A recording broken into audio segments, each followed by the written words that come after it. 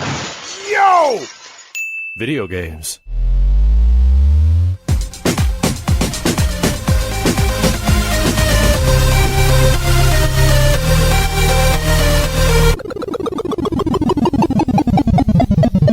What up, dudes, and welcome back to the YoVideogames podcast. I'm Matt. And I'm Andrew. And once again, thank you to all our generous patrons who've kept us going for over 340 episodes. Yeah, if you're interested in becoming a patron at any level, please check out patreon.com/YoVideogames podcast. Dude of the week is Alec S. Thank you, Alec. I have a feeling that his name's a play on words, but we're not throwing out people's full names. If people want us to change that, if people would rather we throw out their full names, we can start doing that. Unless it's obvious, like, Max Power, or something. Well, that's why we called God Knight God K forever, And then he was like, it's not even my name, guys. I was like, oh, okay, well, fine. But in addition to thanking our dude of the week, we have a sponsor to thank. And it's the perfect time to get in touch with your balls. That's right, because it's summer. And it was 104 degrees today. Yes, it was. I got in my car and it was 106, and I was like, well, glad to be back. I was out on a little vacation, a little personal time, if you will. And I got back to California. I'm like, yep. Yeah, I saw that you tasted the glorious deep dish pizza, the real deep dish.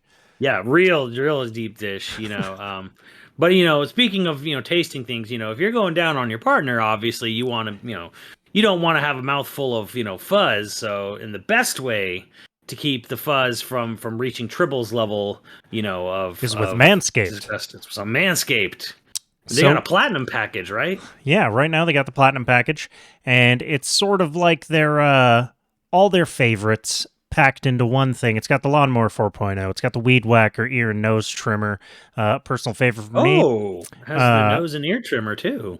Yeah, most nose and ear trimmers hurt. This one has been pretty gentle and awesome so far.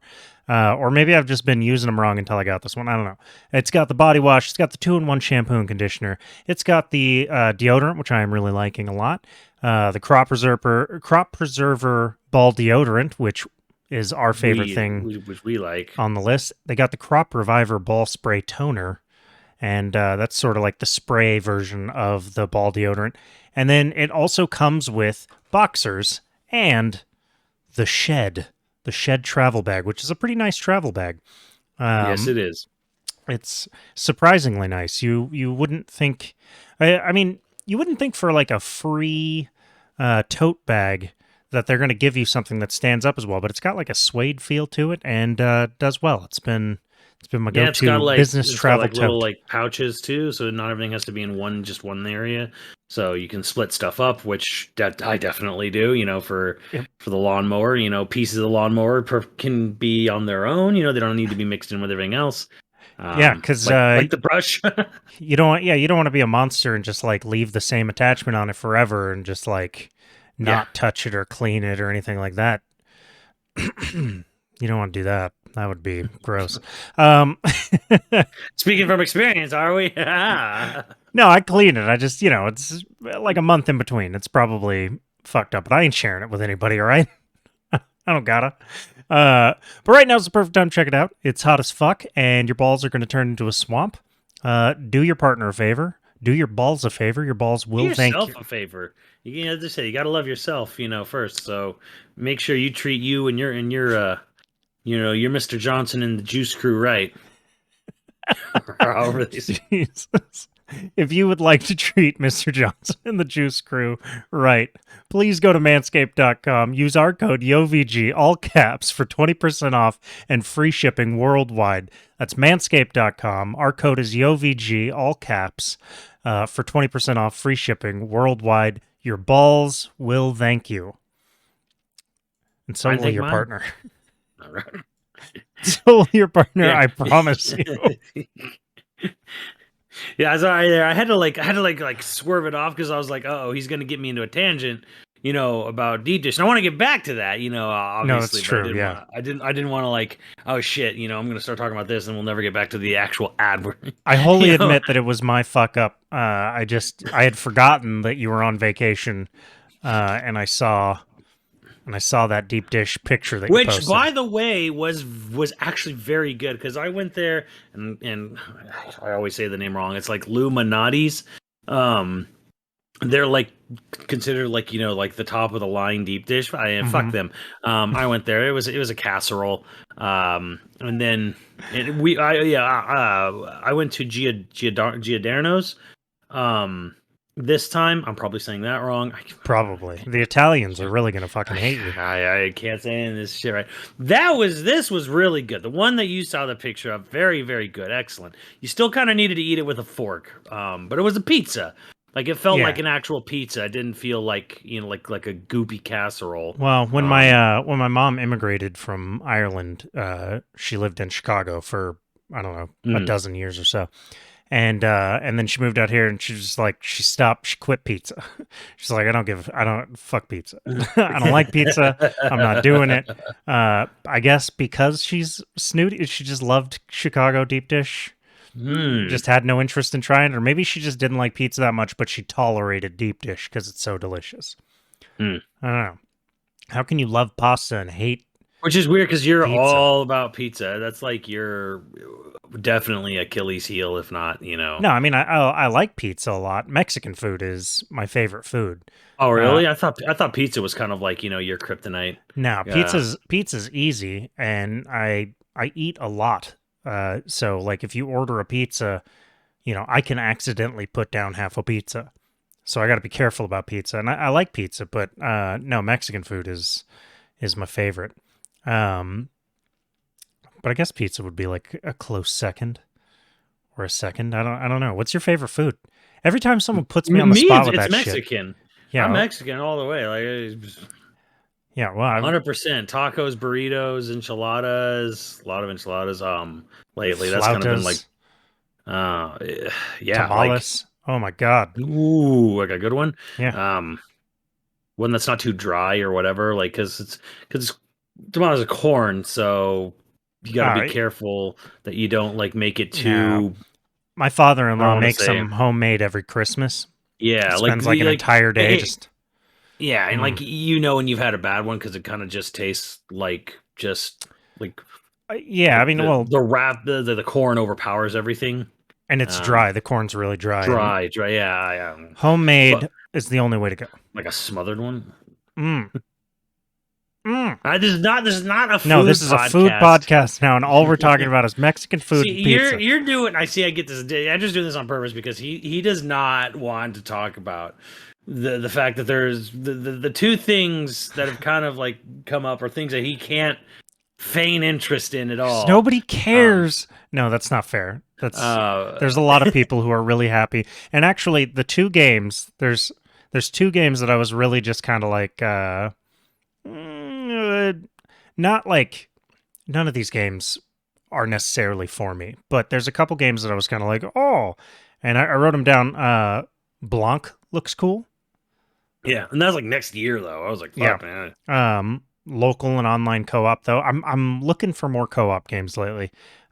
Return to Monkey Island, of course. I just like the art style, and it's fucking Monkey Island. Who doesn't like it? Wait, you like the art style for Monkey Island? Yeah, I thought it was fine. It's like it reminds me of a not as this good is a total Guacamelee. Different strokes. This is a whole different strokes kind of folks kind of thing here for me because like I saw it, I'm like, this looks cheap and like this looks like yeah, but I don't expect a Monkey Island. It had better art in the past. It had better art in the 90s. You mean when Monkey Island was relevant? Yeah. Look, I'm not saying that I'm like creaming myself waiting for this fucking game. I'm just saying like, yeah, it looks fun and it's Monkey Island. Like you're gonna have a good time. You're gonna have laughs. And then there was a game. What was it? Railgrade. It's Railroad Tycoon, but intense. Oh yeah. I saw this. I'm like, I guess there's a market for this. I really hope someone saw that and was just like, just fully hard, like, fuck yeah, I'm gonna get into Railgrade. Dude, I've heard about this. Someone years ago told me, from a trip they made to Japan, like, there's people who like get off on train stuff. Well, I mean, yeah, we got those people here too. I just really get into trains. I'm like, wait, really? Like in? Yeah. I mean, I love trains. If we're talking about travel, travel by train is the most comfortable travel. Oh yeah, but I mean like really like trains. But I don't like, like really the specs like for a new train doesn't get me all hot and heavy, you know? I mean, I guess it could. I guess. Choo-choo, motherfucker. Yeah, I mean, like, oh, God, could you imagine, like, how great sex on a train would be if you're, like, really into trains?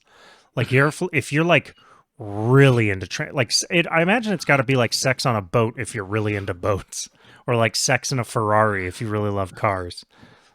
But way more accessible because there's room to actually fuck in a train. And boats get pretty big though. Yeah, they do, baby. All right. So this is, I guess, this is a mini direct because they gave a direct entirely for you. There was another partner direct. Yes. There was another direct that was only for you. You're the only viewer. I looked on YouTube. There's one view and it's you. Yeah, and you refuse to watch it because of the art style. You're sitting here over here looking at this fucking corporate meeting PowerPoint presentation art style, and I like the art style. I said it's fun. I didn't say I love it. It's awful. It's a fine art style. All right. Terrible. Like it's just. Although they had another cool thing is the Nier Automata for Switch, which I can't see running well. Right. Well, okay. So Square put out a statement on their Japanese Twitter. And it actually runs docked. It runs at 1080p docked, okay, which is higher than the PS4, but it's only 30 frames. Like straight up, the game is 30 frames on Switch. It's not a 60 frame. Sorry. Granted, the original game didn't even hit 60 often. Like it would fluctuate a lot between like 45, 55. Yeah, but what was the resolution on the original game? 900p. What the fuck? Yeah. That's so. I mean, it's been 5 years, so optimization probably working, some numbers there magically. But again, it is half the targeted frame rate. Huh. So yeah, like just goes to show you don't notice, So I've seen some real funny memes about how awful the game's going to look on Switch, but most people just kind of like blur an image out. I'm like, it's technically going to look higher res than base PS4 did. It's going to run at 30. Which really fucking sucks on one hand, but because it's basically going to be like a Ys 8 situation where like it was, smooth 60. Well, Ys 8 was actually smooth 60 on PS4, and then 30 on Switch. Which that game could have run at 60 easily on Switch if Falcom knew how to make games look good or run well.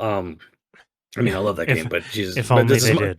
But it's a small developer, and they've always been like super low tech, but it's not the end of the world. I feel like it's probably fine. They probably looked at this and said, "Can we get this thing to run at 60 at 720p consistently?" And it was like, "No."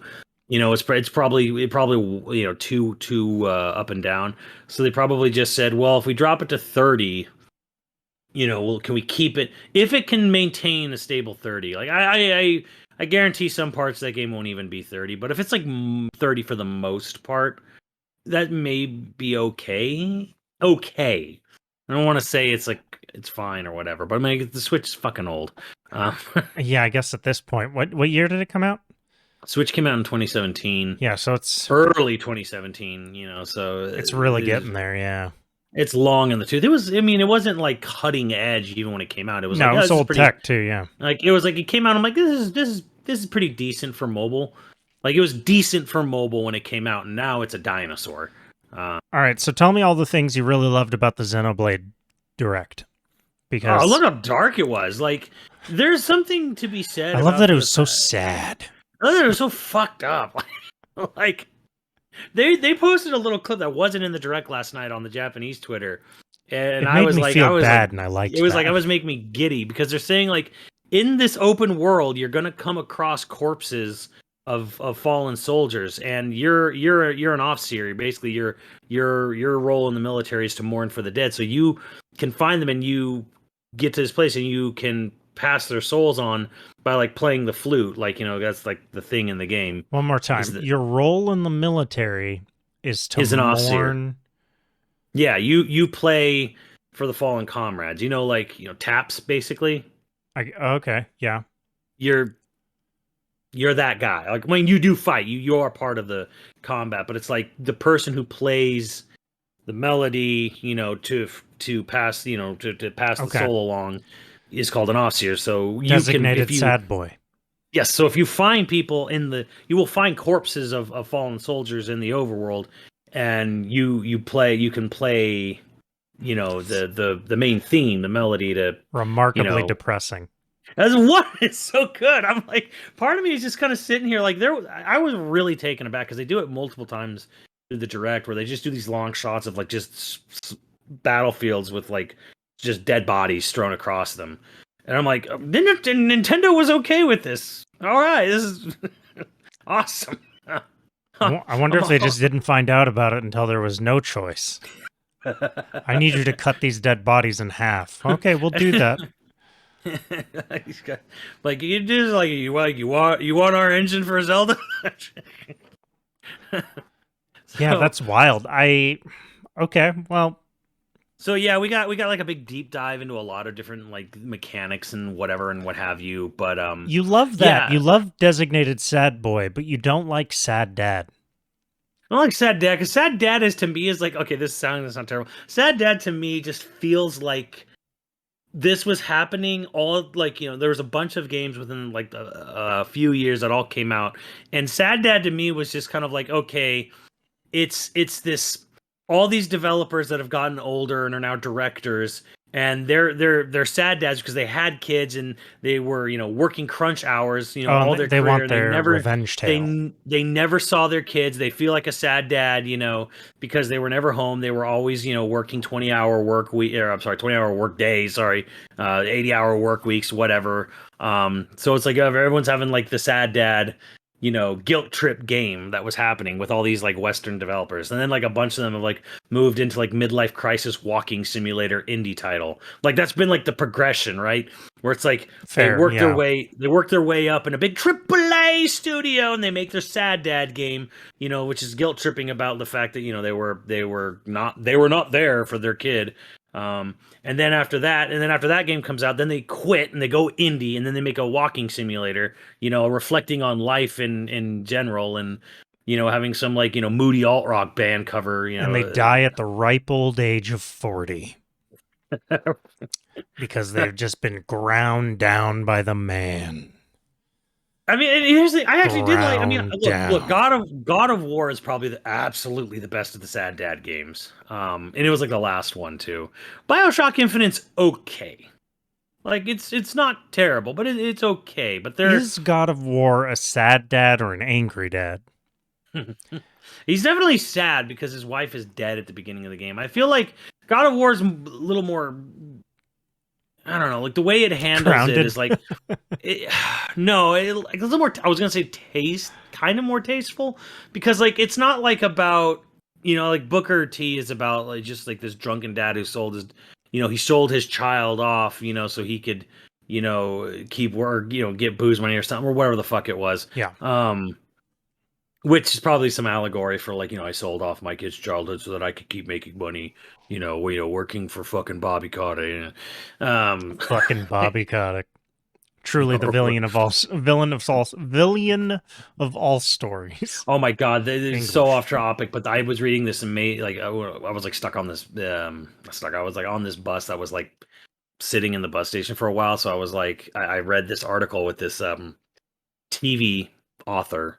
And he was speaking anonymously about it was a big deep dive about, I think it was with Deadline or someone about it wasn't Deadline or something else about what's going on with all the VFX, and he basically had all these long-winded answers, and the interviewer at one point was like, so in the end it kind of was just like, it doesn't even matter if it ships off as long as it's successful. It doesn't matter how overworked underpaid any of these people are. Like that's like that sleazeball that runs Blizzard, takes all the credit in the end anyways, equating it to like movie studio heads or whatever. And it's like, wow, it's kind of interesting to see how like other industries, at least with entertainment, even they're kind of vaguely aware of the slime ball that runs Activision Blizzard. Well, I think like that's the side effect of the world today. You can't not be aware of all the shitty. There's so every goddamn tweet now is just here is the end of the world, a thread. Like, you can't not be in some other industry and just find out about here's all the reasons this industry is absolutely awful. Oh, that thing you love? Here's all the reasons it's killing millions of people. Blah. Yeah. It's like, God damn, it's exhausting. I know that's not fair to say, but I got to be honest with you. I am exhausted. I am exhausted by Twitter. I stay off Twitter for days at a time now, where I just won't log in. But anyways, yeah, like sad dad games just kind of, I they're fine, but I don't get that all like, oh, I love sad dad games. It's like Joel being, another big sad dad game. Yeah, he's ultimate sad dad because he's sad dad twice. Sad dad twice, I guess. Whatever. He loses his daughter in the first game. He's sad dad, and then he comes to love Ellie and almost loses her. So he does some real brutal shit. Keeps her, and then in the next game, he's sad dad to death. Spoiler alert. He sad dads it twice, and then Ellie becomes sad dad, but with long hair. Sad mom, I guess. Sad. Yeah. Yeah, she becomes sad mom, and then poisons that relationship with her. Whatever, spoilers, I guess. But sad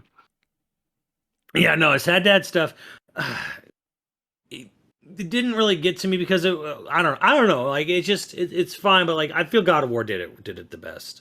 Fair enough. Because again, like Kratos wasn't like, oh, I'm sad dad because something, because of a big tragedy or of a major mistake. I mean, like he has his mistakes that he owns up to them and whatever, but it's just kind of like Kratos that never at any point is not being a father, right? Like he's always a father to boy. He's always dad to boy. In fact, it's not even, and that's the thing. It's like it almost, you can't call it a sad dad game. I mean, he's sad and he's a dad, but he's not a sad dad trying to make up for the fact that he wasn't, daddy wasn't there. Like he's always there. He's just, it's him and his son the whole time, kind of like coming to grip. He comes to grips with his past and, and like, how, is his son, what is his son named? Loki, whatever, spoilers. Yeah, why you gotta ruin that for people? I don't remember the kid's name. It's Loki. It's all I remember. He has his, moment of growth. He's growing, and I think that's going to be more. I think his name's Atreus. Atreus? Something like that. Something like that. He's funny because like, oh, he's Loki. Oh my god! It's like, oh, I'm like, oh yeah, that makes sense. That was just me. I loved we were playing that game with I think your brother was there the first time he saw the game.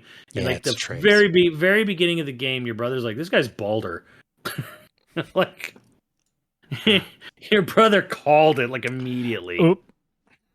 Yeah, well, I mean, he really likes Norse mythology, so I guess I'm like, well, the thing is, like, I was like, man, like Phil really knows his Norse mythology. He's looking at this guy, this guy's Balder, and he calls it.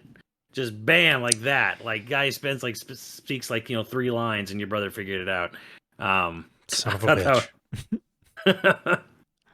I thought that was pretty cool. Maybe that was a simple thing for other Norse people. I wasn't 100% sure because I'm like, Baldur dies from like mistletoe hitting his foot or something, and I'm like, how the hell are they going to legitimize that in this game? There's no way, but they kind of do. It sort of works, yeah. Yeah, but yeah, like. But yeah, going back to Xenoblade 3, to me it's more of a surprise that Nintendo's okay with this. I mean, it's rated T. You do see there's a really great shot in the direct where like the main character is like he's definitely like mourning or like he's angry and he's like holding up his fist and his knuckles are covered in like kind of like dried up blood. And it's like shit's happening. I mean, like we saw from the ESRB description, there's suicides in the game. Someone blows their sticks a gun in their mouth. I mean, that's a hell of a lot darker than a field of dead bodies. Really, field of dead bodies is abstract. Yeah, I mean, you see them fighting, and you do see the battles and stuff. Yeah, but still, that's pretty rough stuff to show a suicide. Yeah, and they show like they showed a little bit more about how like the kids are basically grown. Kind of like I guess people are saying, oh, the Matrix Pod, because everything Matrix Pod, whatever. But like they're basically they're they're test tubed until they're 10, and then when they're pulled out at 10, they have 10 years till they die. And so they're trained immediately to become soldiers. Okay, so you're born at 10. Well, like, you're conscious at 10, and you immediately go into training. And then by 20, you die. And 20 is like the worst time to die. And they show how this thing, it's like if you make it to 20, like you get a grand ceremony in front of the queen. And like, they show like this one soldier like accepting like, his death. Like, he hit 20 and then like he gets a grand ceremony and then passes away kind of thing. So let's reel this back. 20. Yeah.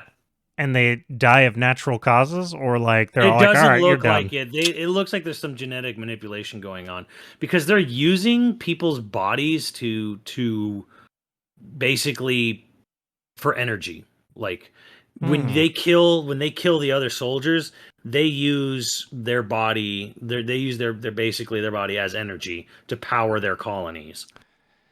So people are basically born into these. Basically, it's two nations at war, and they're basically born into this proxy war or whatever, so that they can kill the other side to power their own colonies and towns to live off of. There's like even some great lines about like what do they need to survive? Food, water, like they or something, just something else. I forget the exact line was in the trailer, but yeah, basically energy comes from like the bodies of fallen. It's people. Soylent Green is people. Which was Soylent Green was a thing in Xenogears because he's making Xenogears again, and people just need to fucking accept it. And like that, we are getting a Xenogears remake. Stop asking for a Xenogears remake. It's happening right under your goddamn nose. This every time you dive into the lore of either of those series of games, it just gets more and more batshit. Like what? Yeah, I mean, how do you propose this to Nintendo? We're going to make a game about child soldiers and short lifespans, and it's their target demographic is high school kids because that's what they're obsessed with, and so it works great. But I guess the thing that we're going to have to do a lore cast of Xenoblade where we just like. Yeah, well, we'll have to do it after this just to see what's happening, Yeah, no, we'll have to do it, but it's going to be so hard to get, because I feel like every time you talk about it, I'm immediately like, what the fuck? What? Like, I'm shocked by the new bits of information of how, like, confusing and ridiculous it gets. I mean, it's good. It's pulpy sci-fi, it's I'll take it. I'm not shitting on it. I'm just saying I'm confused by it. It's like, okay, so I mean, if anyone's been following along with me, I'm like, the whole point of these games all kind of stems from a sort of energy crisis. And and ether is the name of the energy, because the whole thing is in all these games is the central object called the Zohar. Which is basically just an archaeological find. It's a machine, and the machine produces energy. The energy is called ether, but the energy is siphoned out of a higher dimension. And then at the end of the last game, the Zohar left, like it disappeared from the universe.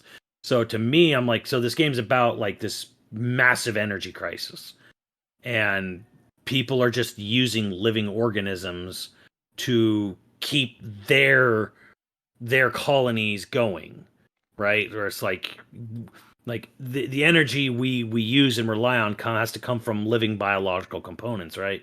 So wild. Yeah, so like they're just gonna go to war with other people, but it's like it's the thing that makes it fucked up too, and why I love it is the fact that like they show in the direct when like one of the soldiers, they say like very rarely does a soldier make it to 20, but if he does, he gets a ceremony and gets to pass on. He gets a ceremony, where he's like he gets to meet the queen and then pass on. And the queen is one of the main party members from Xenoblade 1. In one side, and the other nation is one of the main characters from Xenoblade 2. And you're like, what the fuck happened here? Like these were good people. Like, what is going on? So there's a lot of like fun with that going on, where it's like But the thing I like about the way Xenoblade 3 is being handled is that, like, okay, so like you remember like a couple years ago they had that Fire Emblem game come out, Right. and you know they were kind of doing their whole anime, you know, Japanese anime version of like, you know, medieval warfare where there's like the three houses, right, and like, Mhm. you know, but it's supposed to be like, you know, like they're trying to show like, you know, the you know, there's you know, you could choose either side, but it's like clearly one side is meant to be the good guys and one side's kind of clearly meant to be the bad guys. Like even if you go with, you know, the actual like better storyline with the Black Eagles, and I've just pissed everyone off. Even if you go with the much more interesting storyline, it's very clear like that's supposed to be the Empire, and then it's supposed to be the heroic nice team, and then there's like the neutral Switzerland team. And you know, like it's nice to see them try to sort of like have a little bit more nuance between it, where it's just kind of a bit like it's still very obvious. But Xenoblade 3 is doing an interesting thing where it's like, no, the nations of the first game are at war with the nations of the second game. So we didn't tell you that we were ever going to do this kind of thing, but now we've basically, oh, you had this beloved game and this beloved world and these beloved characters. And then there was this, and then, you know, we got that's happening, and then there's the beloved game with the sequel with a different world and a different cast of characters and different, and it's beloved, and you get your little happy ending there. And now we're gonna go to part 3. Now they've met, and now they're fucking at war with each other. Surprise! Everybody's the bad guy. Yeah, it's like I can dig that. Yeah, that's cool. It's like a really nice kind of like narrative, like, you know. I don't want to say troll or anything, but it's kind of like, yeah, how do you like if you're someone who's been with this franchise, you know, from the beginning, you don't know how to feel. Like maybe you've like, oh, I loved 1 and I hated 2, you know, then you're kind of like, yeah, on one side, you know, oh, I'm with these characters, and it's like, oh, I hated, you know, 1 bored me, I love 2. Maybe you're more on 2 side or whatever. Yeah. All I'm saying is if someone killed Dromark, the big sentient tiger, for one of the characters in Xenoblade 2, then fuck the nation from part 1. They can all die. I've chosen my side. Which I'm kind of like, that's kind of like my last hope for the game, is that like they do these things where it's kind of like some beloved character from each one of the games is gotten killed off from the other side, so they really make you like hate or conflicted on which side you want to side with, kind of thing. I hope they like drive that wedge even harder in there, like, oh, fucking. And okay, so like Kevis and Agnes are the names of the 2 nations, Kevis and Agnes, which is Latin and Hebrew for lamb, by the way, because they can't, Xenoblade will never escape you know, Gnostic and Judeo-Christian mythology. I mean, if you find something you love, you stick to it, I guess. But yeah, like I kind of love that aspect of it. And they showed like, you know, there's a lot of battle system stuff and yada yada. And they said there was going to be DLC for the game. They, you know, that probably got me the most excited because I was brand new. Like sometime next year, there's going to be a big story DLC. But the story DLC, the teaser image was a sword from each one of the games, 1, 2, and 3. And that's kind of like a big tease. I'm like, okay, so I guess the story DLC will be a big in between, an interquill, if you will. Maybe more explaining how 3 got to the point that we're at, kind of thing. That's fun. Or you play as the opposite side. Well, in this game, you play as 3 soldiers from each side. Oh wow. Okay. Because the plot of the game is very weird anime where like what I've pieced together is they send you on a recon mission, and then this thing happens where something happens where this character causes like a Pacific Rim like mind meld. They call it Ouroboros, where They love Ouroboros. yeah, the basically like 2 characters from each side, like they get like a psychic link, right, where like they can see each other's thoughts and memories, but then they literally Dragon Ball fuse into like this big bestial form. And the bestial form is called an Ouroboros form. And then when they see that happen, both countries are like, Ouroboros is super dangerous. They'll destroy, like they will destroy the world, kill them. All orders, kill Ouroboros. So, like at the start of the game, you have like 3 soldiers from each side, and they get forced into like this fusion thing, which causes both nations to be like kill them immediately. So you basically just are on the run, being hunted from both sides. So yeah, that's the thing. And like the crux of the game is basically like 3 soldiers from this side, 3 soldiers from that side, and they've been trained since birth basically to be good soldiers and be against each other. And now they have to basically, they're forced to travel together, kind of thing, because now both nations, their own and the other, both want them dead. So well, yeah, that's a nice little setup there. Okay. Which I think this probably has, and it seems like it does have more appeal to a wider audience, weirdly enough, even though it's kind of dark or whatever. Because like, I don't know, like a warlike setting to me, not to me, but for people in general, is just easier to sell as a video game. Because like 2 is like, how do you describe what's going on in 2? I'm like, a deep sea diver finds a big titted waifu and then travels the world and makes friends along the way, kind of thing. Like, That's I don't know. That's what we all hope for.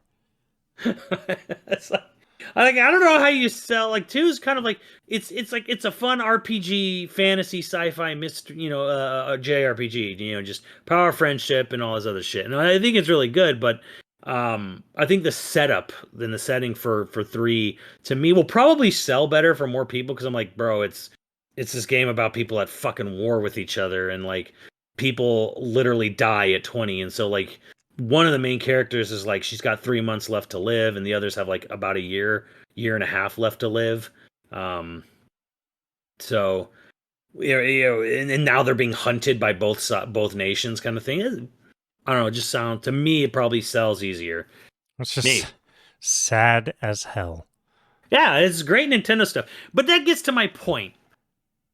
There were a lot of, on Twitter, it's hard to say a lot. You don't really know, vocal minority. Who knows? Twitter's a bubble.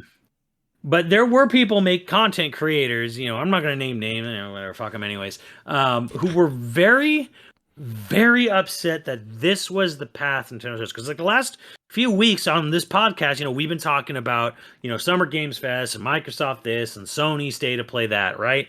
Yeah. And everyone was waiting for Nintendo to show up, and they never did, and everything was weird. And then all of a sudden, Nintendo showed up. We're going to have a Xenoblade 3 Direct. And people are like, what the fuck is that what I wanted? Well, the thing about it is, like, it made it seem like their Direct was an afterthought, right? Yeah, and like then they had no plans. Yeah, and then this morning they had their mini partner Direct, no first party. Right. They showed Fire Emblem 3 Hopes for a few seconds, but whatever.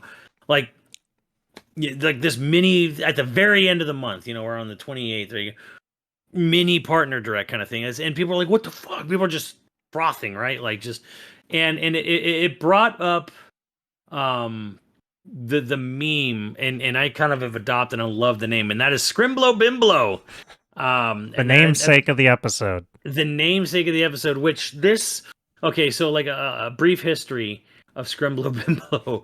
This started with a tweet from Nemi Artie on Twitter. This was during Smash Ultimate when they were announcing new DLC characters for the game, right? And he showed like this picture of a guy, this big this muscular dude at a pool pointing at the camera, going, "I will break into your house and make you feel unsafe." And Nemi already, captioned the tweet above that with, "This is Smash fans when Sakurai reveals popular McJRPG guy and not Scrimblo Bimblo, the lovable Scrunko from the great platformer they played as kids 26 years ago." and it kind of got brought back with this whole Nintendo Direct, because like they're giving you a dedicated Direct for a big JRPG next month. And then they don't even have a regular Direct. A week later, they have a mini partner showcase. And what is that full of? Fucking JRPGs, Persona and Live Alive and Personas and 30 Harvest Moon, rip-off games. So, yeah. And a Mega Man. So I put out a tweet. Yeah, and I put out a tweet today, like saying, "Are you guys okay?" And they're like, "Well, we got a Pac-Man World remake," which I'm just going on the record now. This is why your own nostalgia cannot be fucking trusted. because now there are people who are adults who are fucking jazzed that Pac-Man World is getting a remake. That game is the definition of a 5 out of 10. I know this because I was a discerning fucking adult when the game came out, and you're fucking out of your mind if you thought that that game was on any way, shape, or form on the same level as a Super Mario, brother, Super Mario 64, Super Mario Galaxy, or a Banjo-Kazooie, or a Ratchet and Clank, or a Jack and Daxter. You're out of your fucking mind if you thought that game was in any way, shape, or form, even in the same fucking league as the great platformers, both of the same time and of before that. So I don't understand. And here's the other thing. Namco has Klonoa Collection coming out next week or something. That's a 9 out of 10. That's a fucking great game. Both of them are really good, right?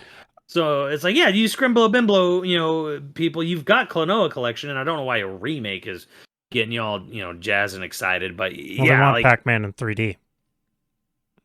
I mean, it happened a couple times. No, they want him in 3D with all HD assets and textures, and their fan build didn't come through like RE4's fan build did. So, because the RE4 fan guys, they went around Spain taking high-res pictures of stuff to make their textures, and you just can't do that in a Pac-Man game. It's a 3D platformer. It's not based on the original. It's not like the old Pac-Man Maze game or anything. No, there's a GameCube era 3D platformer, and it's it's oh, we're gonna do a remake of I Ninja. Andrew, be excited. Yes. I'm sure it's fine, but it's that game is not like Mario fucking Galaxy, No, I mean, I guess there's just the internet, the internet was built for giving people the loudest voice possible. So of course there's 6 guys in a room screaming about how much they love that Pac-Man game. Yeah, and I'm glad they found each other. And I guess to be honest, on a positive note, I'm super happy that they're getting the thing they want. I mean, yeah. On the other hand, because I was taken aback because people were super. I forgot this was in the mini direct, and then because when I put up this sort of trollish tweet, this morning, they're like, "What are you talking about? We got Pac-Man World right now. This is amazing." I'm like, "Okay, hey, you know what? If that's okay with y'all, then." Yeah, let him. Let him have the win, I guess. I'm well, okay, awesome. I mean, because here's the thing: I love platformers. I'm a big platformer guy. There were rumors going into the Microsoft Direct about a Banjo revival. And one of the leakers was there is a Banjo-Kazooie revival game being made, but he's I don't think it's going to be here. It's too far off. And that was the rumors going into it. And I was are they going to tease it at least? But they didn't even do that. But insiders are basically saying no, there is absolutely movement going forward with Banjo-Kazooie, but it's just it's probably not going to show up here. And then that made sense because Microsoft's whole initiative was they only wanted to show off games of the next 12 months. So you got a really fucking shitty looking Starfield deep dive and Diablo 4 and Necromancer and whatever. As long as it's within 12 months or whatever. So.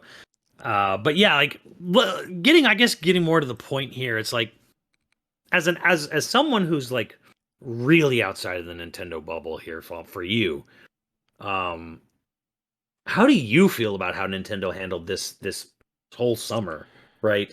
They basically didn't show up to E3, right? Well, okay, so I feel like a dick because we often make jokes about this exact thing. But I feel like they could have done something with their mainline games here. They could have showed, a deep dive on the next Zelda. They could have shown something. And I know every time people complain about that and we're like, shut up. But that's the boat I was in. So I am 2 things, a hypocrite and disappointed. So you are the internet. I am the internet. That is exactly what I was. Although, I mean, the partner thing, I feel like everybody's doing that. Everybody's trying to focus on their, third party, even though it's not really a third party for them. They're partners. But, there was a couple things. I'm trying to find it right here. RPG Time, The Legend of Right. Oh, yeah, that looked fun. Yeah, I don't think that gets a lot of attention unless it's in a direct like this, a direct specifically Yeah. focused about a narrow selection of games that they have. You know, like if I, we had a Zelda, yeah. deep dive for half a direct, nobody remembers The Oh Legend of Ryan. yeah. That's a really good point. I think you're bringing up here too. Is that like if they had done, because some people are like this would have been this would have been an all time great direct if they just had just what they had here, but with first party. And it's like I get what you're saying. Where it's like no, if they had put first party stuff in here, Nobody would have talked about this. Yeah, that would have drowned everything here out. Everything here would have been forgotten already. you know, I think there's that to talk about, and then they had some odd choices to highlight, things that may do well commercially, but that again I don't think gets much attention if any other mainline or for lack of a better term, game that people give a shit about is there. What was it? The Disney Dreamlight Valley, Disney Sims. Dude, do you know what was weird about that? Launching in early access in September. I'm like, what? Right. Yeah, it's going to be on a Switch? Live services type ass game. I don't know. Oh, man. Yeah. You have that. Live Alive also, like I just don't think or the two Harvest Moon, not Harvest Moon games, Doraemon and whatever the other fucking I can't remember. Was it Harvestella? Harvestella. Like that shit just doesn't get attention if you have your mainline game. Like if they announced a new Mario, and granted they did technically, I guess Mario v Rabbids. And then they said they're going to have another presentation. Ubisoft themselves is going to have a big presentation tomorrow morning. Right. But it sounds like it's just going to be more of Mario Rabbids. But it's a double-edged blade here, where it's like, yeah, none of this really got me jazzed. None of this was for me. But I have to remember that, like, I want more variety. I'm tired. I've gotten burned out on the CODs and the big line, repeat the part 7s and 8s and 11s and shit like that. It's a good point too. Yeah. So I sort of have to, like, in a way, I have to eat crow, shut the hell up, and just be happy that this mini direct exists at all, even though none of it was for me, right? And there is stuff in here, like I was saying, that like is interesting. Nothing that I'm necessarily gonna rush out about, like Sonic Frontiers, an open world Sonic game. Probably not. I'm not the guy for that. But cool that it exists. Also fills more of the void for the Scrimblo Bimblo fans. Sonic is the ultimate Scrimblo Bimblo. Scrimblo Bimblo, yeah. It's like him and Mario are the two ultimate Scrimblo Bimblo characters, really. Mario just won't go anywhere. Neither will Sonic, apparently, no matter how bad he gets. Not ever. Monkey Island actually is kind of a Scrimblo Bimblo character. Kind of, but it's not a platformer. It was a point-and-click adventure game, which is worse somehow. Look, I dogged on that art style hard earlier this episode, but I mean, it's nice that you can still make a game like that. Like I can still get funded and published. Like a comical. Because it was dirt cheap.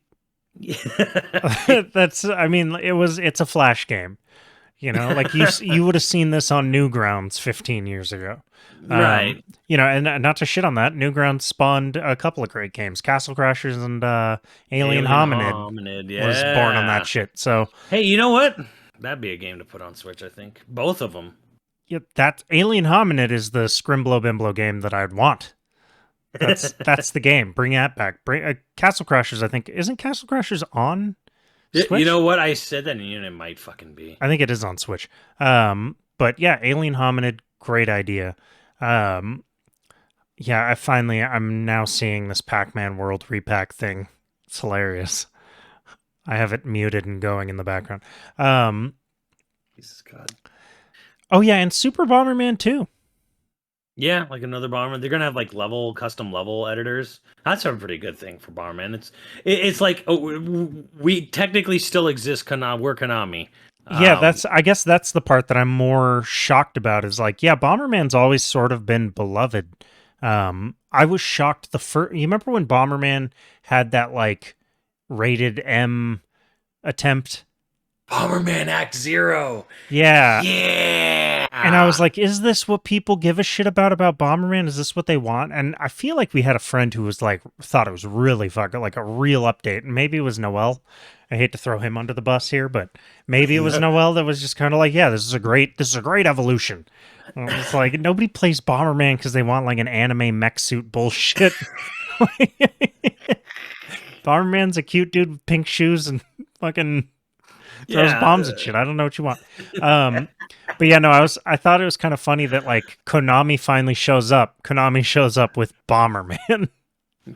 Like, what else are they gonna do? They don't make games. Well, fuck, I sort of expected them to try and give the shaft to Kojima and like have someone else make a mainline. Yeah, mainline, because they did have that small team make Metal Gear Survive, which died in a day. Yeah, whatever. That died in the womb.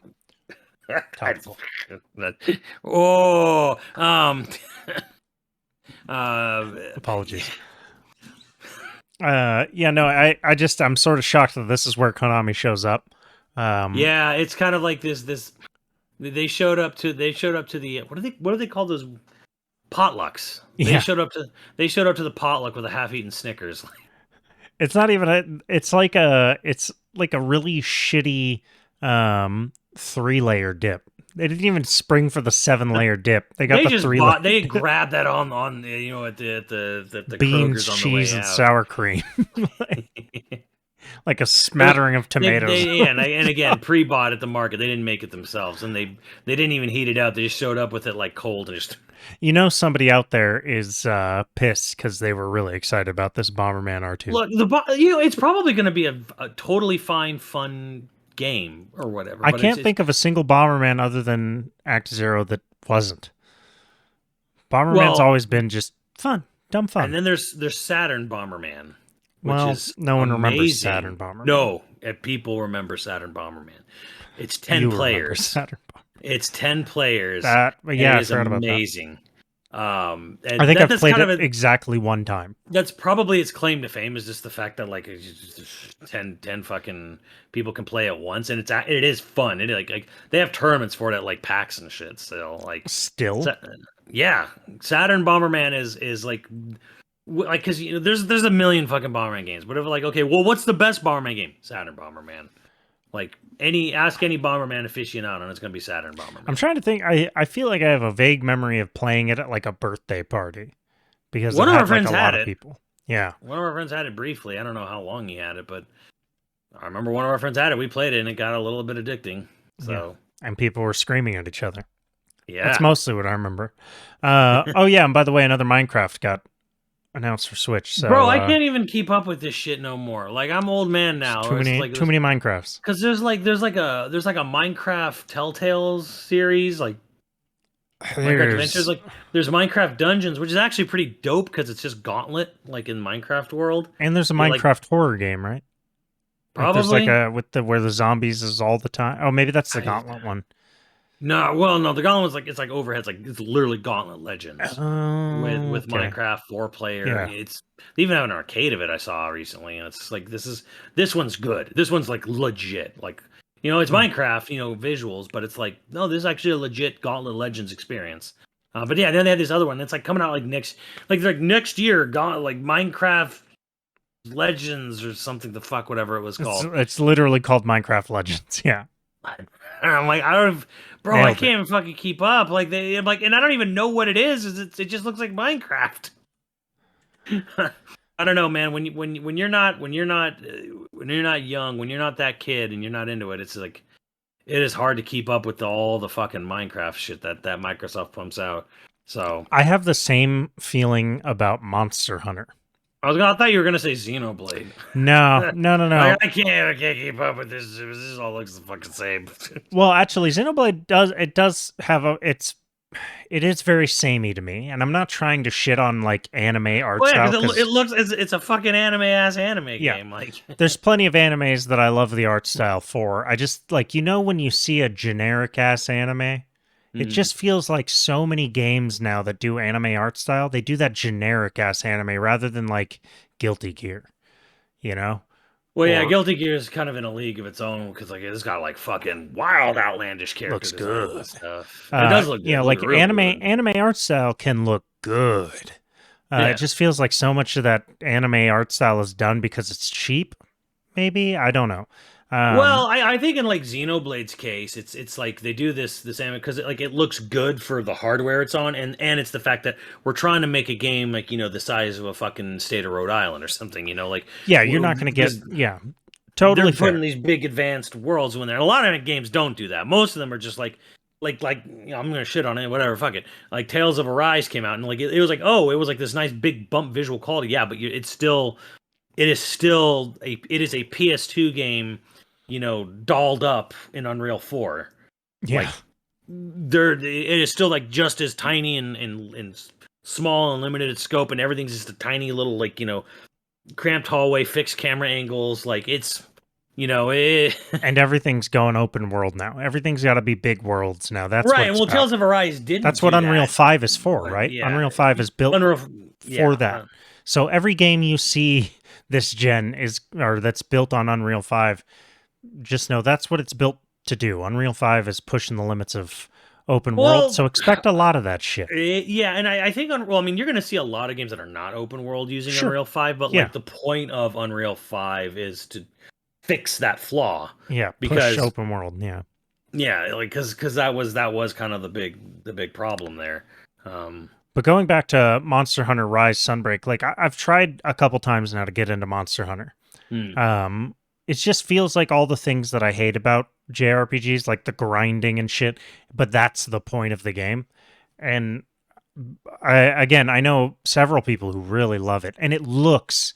I do actually think Monster Hunter looks cool. Like the actual monsters look cool as hell. Yeah, and the thing is with Rise, and it was a big jump with World, but Rise is even more streamlined because I started a brand new game for the PC version to get ready for Sunbreak, but Sunbreak's out, and I streamed once, right, one night, and it was like mostly the same 3 other people that rotated, I think once.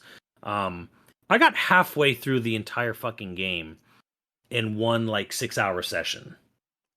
Wow. Like, okay. It's much way less more grinding, streamlined. Yeah, it is way more streamlined, especially if you just don't care about. Because the thing with Monster Hunter is about like you're grinding to get aesthetics and cool armor. Aesthetics, yeah. It's like okay, but then you also, if you know for the fact that like there's halfway through the game, there's what's called the high rank mode, so you don't bother crafting anything armor or weapon wise. Maybe one thing just to like boost yourself a little. You don't spend any time, in the first half of the game making armor sets or whatever. It's pointless. You wait till you're high rank. And then at that point, you just go to like say the armor guy and you look at, it lets you look at all the different armor sets on your character. And then from there you think, okay, I like the look of that one. I'm going to build that armor set. And then you go hunt down exactly what you need to do that. Exactly. You just hunt that one, enemy type or whatever. Farming. And then there's other things where it's like, okay, you also like, pick up shit in the field while you're out there. And they streamlined and sped up the process of doing that by a lot in Monster Hunter Rise. So, okay. Rise is Damn it, am I going to try Monster Hunter Rise now? Am I going to do another Rise is a very streamlined video game when it comes, because like I'm going to try another Monster Hunter. I mean, I tried 3 and I'm like, this game's good, but my fucking god, is it grindy. Like it takes you forever. Like there's other things like because like in the old games, you still have to your weapon will get dull, right? And you have to use a whetstone to sharpen it. Mm-hmm. In the old game, you had to go out into the field and you had to like dig spots and get whetstones, and they would like you just have a singular whetstone in Rise. Yeah, which one is the one where you just use it and it sharpens your blade? There is no collecting them. There's no running out of whetstones. It's just you have it on you always. Which one's the one that's on DS? There's a bunch on There's a bunch on 3DS. I think 4 is the big one, and Generations. So the first Monster Hunter I played on someone's DS for like 2 or 3 hours. I played it. Maybe it was actually maybe it was at Max's. Maybe I was playing on JJ's 3DS or something. But then, I got Monster Hunter World, tried it again. and I put like 3 or 4 hours into that and lost interest. So now are you saying to me that I'm going to try Monster Hunter Rise, and if we get 3 or 4 hours into it, I'm going to drop it again? Is that what you're saying to me? I mean, there's a lot of shit they're gonna try to throw at you, like, "Oh, here, go here, go here." You know, let me teach you about this. Let me teach. And there's so much shit you can just like not really worry about in the game. You just don't Like, have there's to care, yeah. you don't have to really care. Yeah, there's a Okay. lot of things you just don't have to care about. Like, they're gonna try to tell you to do this and do that, and send this character out to collect shit, or but they have fun things. Like, there are some things where it's like, oh, I need certain things. It's like you just go to this one part in the village and you're like, I hire these people to go out and collect shit for me so I don't have to.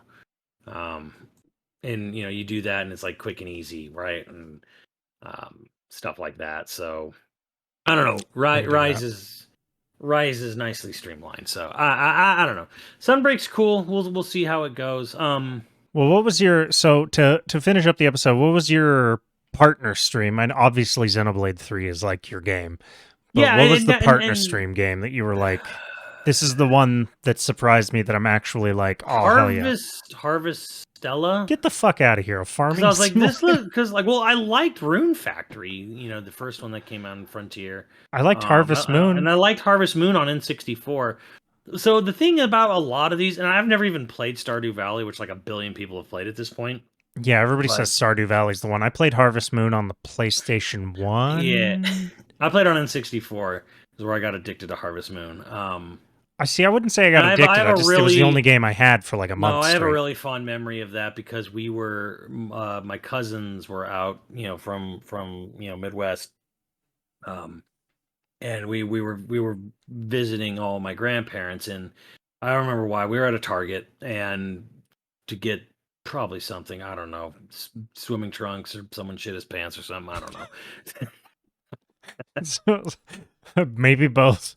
They were getting swim trunks because he shit his pants in the pool. Because he shit his pants, and I'm like, and because I'm, me, like, we're at Target, and I just like immediately drift to the video game section, and I had some allowance money on me, and I had like $35, and I said, oh, Harvest Moon, 39, and I was like, ah.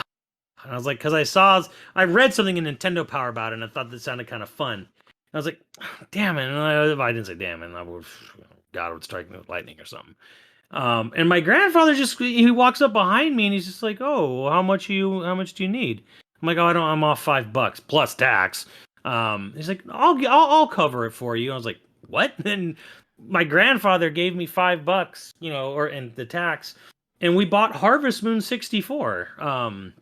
And me and my cousin got like, we were all like we were in this to like, we were in it to win it, to build this farm, and then there was like, cute as shit. Yeah, and then we were in it to win it to build this farm and get these animals, and then like, you have to like try to, you have to get engaged to like one of the towns. How much mayonnaise did you make? Did you make a lot of fucking mayonnaise because it sells for a lot? I ended up making a lot of watermelon. I remember I was like, oh, a greenhouse, and greenhouse became like the greatest thing ever because you could grow you could grow plants at any time of the year because it used to be seasonal what you could and couldn't grow. So like I remember getting a cow so I could milk it and make cheese, and then getting a greenhouse were like the big moments. And then they would have festivals and stuff as you play the game to be like, there's gonna be this big party, like so you get like things change or whatever, right? Fucking, so you're really into that farming simulator with high tech, or not high tech, but Final Fantasy-esque graphics. Yeah, I was like, Harvestella. You know what? I'm like, here's the thing. It actually is a good looking game. It was a good look because like they had Rune Factory 5 come out this year, and it like the anime aesthetics, like you said, but like to a certain degree, like didn't look like it ran particularly well on the system. Like this looks like it has some, like it has a little bit of a budget.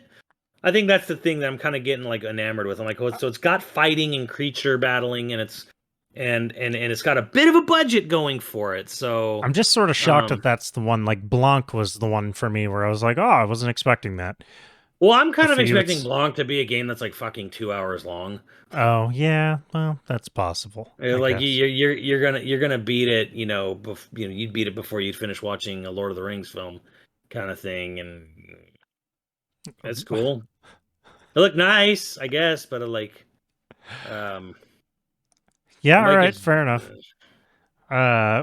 not that it looked bad. It was just kind of like, well, I'm like, it looks nice, but I'm assuming this game is going to be like fucking 2 hours long. And then we'll both get Railgrade and stream it together. Yeah, We'll split the cost of Railgrade, and I'll come over and we'll stream My train's bigger than yours. train sex together. Speaking of a train of sexiness, we've got producers think. But you should tweet us or comment on the YouTube video. What is the game that got you? What's the game out of this mini direct? Or maybe Xenoblade was the one for you. But if there's a game that you were not expecting in the mini direct, definitely comment about it. I'm sort of interested to see how many people choose the Sonic or the Pac-Man game.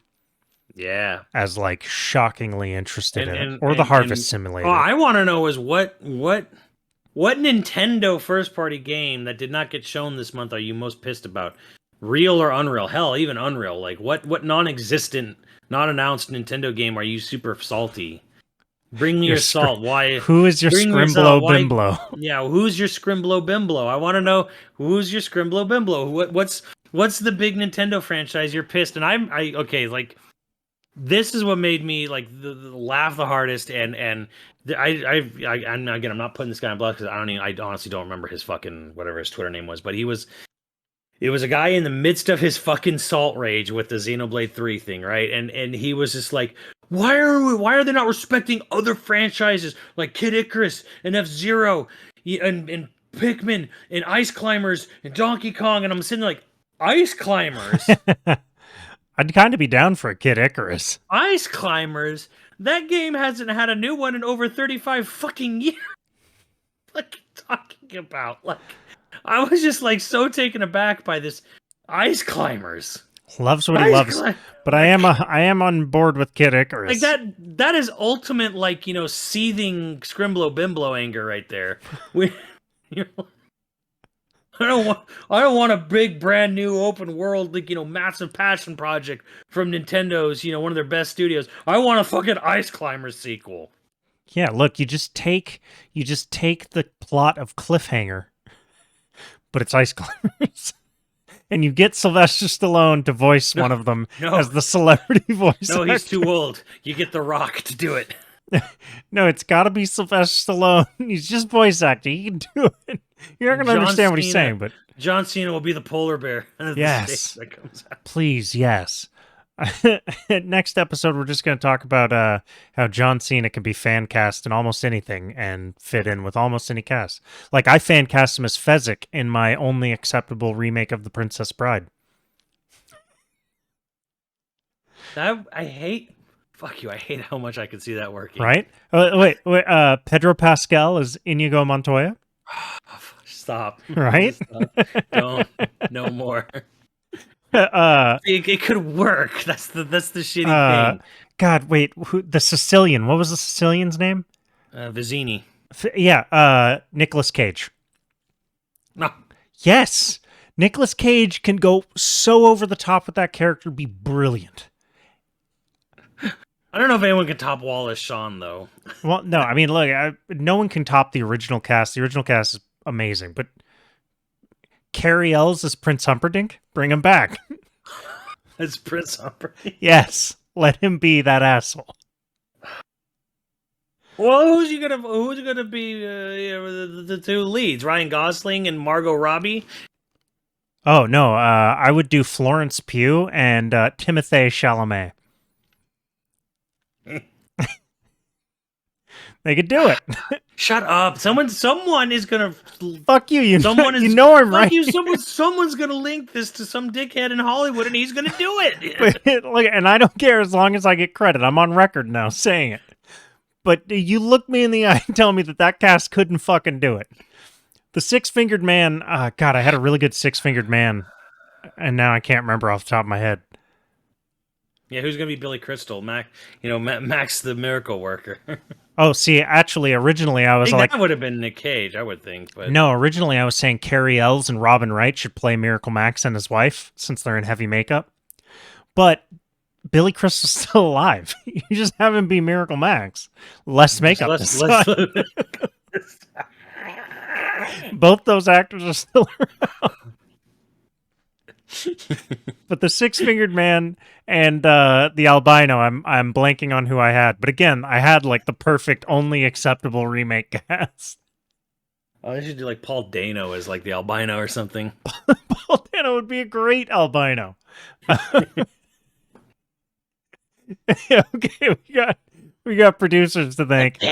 I'm just bad. Don't even think about trying to escape. If you're interested in becoming a patron at any level, please check out patreon.com/YoVideogames podcast. Dude of the week was Alec S. Thank you, Alec. And our producers for this episode are The Arnett, Scrunami, Kuroi35, Hyperviber89, Ziggy Z, and Online Persona. Thank you, dudes, and we will catch you next time. Later, dudes.